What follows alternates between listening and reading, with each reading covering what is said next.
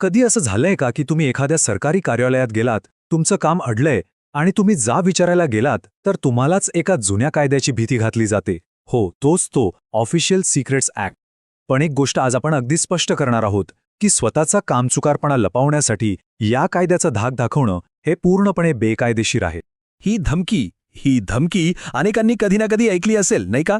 बँकेत, पोलीस स्टेशनमध्ये किंवा कुठल्याही सरकारी कार्यालयात आपल्या कामाबद्दल साधा प्रश्न विचारला की लगेच काही अधिकारी हाच धाक दाखवतात. पण या धमकीमागे खरंच कायद्याचा आधार आहे की ही फक्त एक पोकळ भीती आहे? चला, आज याचाच सूक्ष्ममोक्ष लावूया. ह्या सगळ्या प्रश्नांची उत्तरं आपण 6 सोप्या टप्प्यांमध्ये शोधणार आहोत.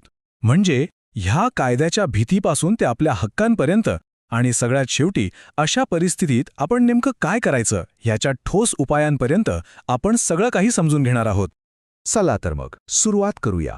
पहिली गोष्ट म्हणजे ही भीती नेमकी आहे तरी काय? म्हणजे जो कायदा देशाच्या संरक्षणासाठी बनलाय तोच कायदा सामान्य नागरिकांना घाबरवण्यासाठी कसा काय वापरला जातोय हेच आधी समजून घेऊया. होतं काय की जेव्हा एखादा सामान्य माणूस आपल्या अर्जाचं काय झालं विचारायला जातो, कामाला उशीर का होतोय याचं कारण विचारतो किंवा मग समोरच्याची चुकीची वागणूक रेकॉर्ड करायला लागतो, तेव्हाच त्याला या कायद्याची भीती दाखवून गप्प करण्याचा प्रयत्न केला जातो. आणि हे लक्षात घ्या, हा प्रकार पूर्णपणे बेकायदेशीर आहे. आता या कायद्यामागचं सत्य काय आहे ते बघूया. म्हणजे या कायद्याचा मूळ उद्देश काय होता आणि आता त्याचा गैरवापर कसा होतोय या 2 गोष्टींमधला फरक आपण अगदी स्पष्टपणे समजून घेऊया. तर मग ज्या कायद्याचा एवढा बाहू केला जातो तो कायदा नक्की बनवला कशासाठी होता, त्याचा खरा हेतू काय होता, ह्या प्रश्नाचं उत्तर शोधणं खूप महत्त्वाचं आहे. बघा, हा कायदा मुळात हेरगिरी रोखण्यासाठी, शत्रू राष्ट्रांना गुप्तीत देण्यापासून थांबवण्यासाठी आणि देशाच्या सुरक्षेला धोका पोहोचवणाऱ्या गंभीर गुन्ह्यांसाठी बनवला आहे. याचा उद्देश तुमच्या कामाची फाईल लपवणे नाही, तर देशाची सुरक्षा जपणे हा आहे. यातला फरक अगदी सरळ आहे. शासकीय गुपित म्हणजे काय? तर लष्कराची रहस्य, देशाच्या सुरक्षेला धोका पोचवणारी माहिती. आणि प्रशासकीय काम म्हणजे आपल्या अर्जाचं काय झालं, कामाला उशीर का होतोय याची साधी माहिती. या दोन्ही पूर्णपणे वेगळ्या गोष्टी आहेत. त्यामुळे प्रशासकीय कामाची माहिती देणं म्हणजे देशाचं गुपित उघड करणं असं अजिबात होत नाही. कायद्यामध्ये ना प्रतिबंधित जागा किंवा प्रोहिबिटेड प्लेस अशी एक व्याख्या आहे. यात काय येतं तर लष्करी तळ, शस्त्रागार अशा जागा. आणि सगळ्यात महत्त्वाचं म्हणजे पोलीस स्टेशन, बँक किंवा कुठलंही सरकारी कार्यालय जिथे आपण जातो त्या प्रतिबंधित जागा नाहीत. त्यामुळे तिथे हा कायदा लागूच होत नाही. आता आपण या विवेचनातल्या सगळ्यात महत्त्वाच्या भागाकडे आलो आहोत. कारण इथे आपण थेट न्यायालयांनी काय म्हटलं आहे याचे ठोस पुरावे बघणार आहोत. मुंबई उच्च न्यायालयाच्या नागपूर खंडपीठाने एका निकालात हे अगदी स्पष्ट केलंय, पोलीस स्टेशन ही कोणतीही प्रतिबंधित जागा नाही. त्यामुळे तिथे व्हिडिओ रेकॉर्डिंग करणं हा ऑफिशियल सिक्रेट्स ॲक्टनुसार गुन्हा ठरत नाही. हा एक ऐतिहासिक आणि प्रत्येक नागरिकाला बळ देणारा निकाल आहे. आणि हो, हा न्यायालयाचा निर्णय फक्त कागदावरच राहिलेला नाही. या आदेशानंतर पुणे पोलीस आयुक्तांनी एक परिपत्रक काढून सर्व पोलीस ठाण्यांना स्पष्ट निर्देश दिले की नागरिकांना रेकॉर्डिंग करण्यापासून रोखता येणार नाही. हा आपल्या सगळ्यांसाठी एक मोठा आणि ठोस पुरावा आहे. आता जेव्हा आपल्याला आपले हक्क काय आहेत हे नीट माहीत असतं तेव्हाच आपण खऱ्या अर्थाने सक्षम बनतो. चला तर मग आपले नेमके अधिकार काय आहेत तेच आता पाहूया.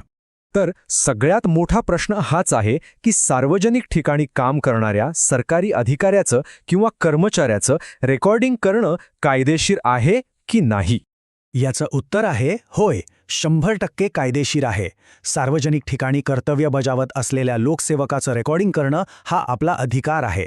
जर एखादा अधिकारी आपल्या अधिकाराचा गैरवापर करत असेल तर तिथे त्याच्या गोपनीयतेच्या अधिकाराचा म्हणजे राईट टू प्रायव्हसीचा प्रश्नच येत नाही. आणि हे फक्त मुंबईपुरतं मर्यादित नाहीये.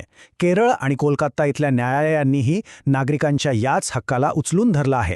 ठीक आहे, आता हक्क तर कळले, पण खरंच अशी परिस्थिती समोर आली तर त्याचा वापर कसा करायचा? म्हणजे जर कोणी तुम्हाला अशी धमकी दिली तर तुम्ही नेमकं काय करायला हवं? चला ते आता पाहूया. समजा तुम्हाला कोणी अशी धमकी दिली तर सगळ्यात आधी शांत रहा, पण तुमच्या भूमिकेवर ठाम रहा. त्यांना नम्रपणे सांगा की तुम्हाला तुमचा कायदेशीर हक्क चांगलाच माहीत आहे. शक्य असेल तर लगेच सोशल मीडियावर लाईव्ह जा, म्हणजे तुमच्याकडे भक्कम पुरावा तयार होईल. तरीही ऐकलं नाही तर हे प्रकरण त्यांच्या वरिष्ठांपर्यंत घेऊन जा. आणि सोबतच माहितीचा अधिकार किंवा PG पोर्टलसारखे अधिकृत मार्ग तर आहेतच. या संपूर्ण विवेचनाच्या शेवटी आपण पुन्हा एकदा त्या मूळ तत्वाकडे येऊया. हे तत्व फक्त एका कायद्यापुरतं मर्यादित नाहीये, तर ते आपल्या संपूर्ण लोकशाहीच्या मुळाशी जोडलेलं आहे. जेव्हा देशाच्या सुरक्षेसाठी बनवलेल्या कायद्याचा वापर स्वतःची अकार्यक्षमता लपवण्यासाठी होतो, तेव्हा तो थेट पारदर्शकतेवर केलेला हल्ला असतो. यामुळे लोकांचा व्यवस्थेवरचा विश्वास उडतो आणि भ्रष्टाचार व दिरंगाईला एक प्रकारचं संरक्षण मिळतं, जे आपल्या लोकशाहीसाठी अत्यंत घातक आहे. आणि म्हणूनच हे एक वाक्य आपण सगळ्यांनी कायम लक्षात ठेवलं पाहिजे की कामचुकारपणा, विलंब, भ्रष्टाचार किंवा निष्क्रियता हे देशाचं गुप्त असूच शकत नाही. ते जनतेच्या प्रति उत्तरदायी असायलाच हवं. हेच तर लोकशाहीचं खरं सार आहे. आणि शेवटी एक प्रश्न प्रत्येकाने स्वतःला विचारायला हवा. प्रशासनामध्ये ही पारदर्शकता आणि ही जबाबदारी टिकवून ठेवण्यासाठी एक जागरूक नागरिक म्हणून आपली भूमिका काय असली पाहिजे, यावर नक्की विचार करा.